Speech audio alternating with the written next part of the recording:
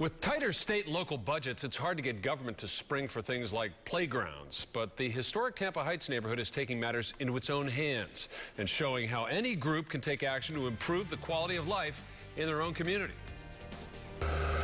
Building a playground is hard work, especially when it's got to be built in a single day.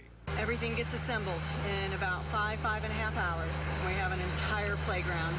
That happens this Saturday. Today is devoted to stockpiling all the tools, unloading and storing all the pieces, and getting the ground ready for a world-class playground in Tampa Heights. We're showing the community that we're willing to roll up our sleeves and dive in and volunteer to help build playgrounds. PNC Bank is fielding 100 volunteers and putting up most of the money for this playground, which will sit alongside a new community center being fashioned out of an old church.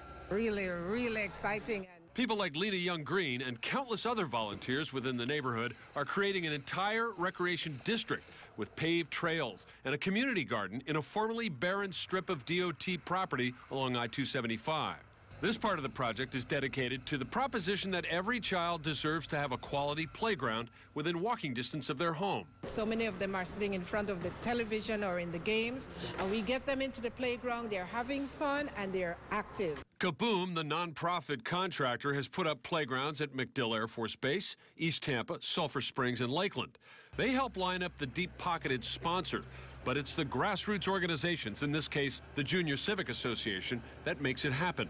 Lena Young-Green says it just takes a little confidence. You start engaging your neighborhoods. Introduce yourself to them. Don't be shy about it. Many times people are just waiting to be asked. Well, more than 200 volunteers are expected for the big build on Saturday at Palm Avenue and Lamar in Tampa.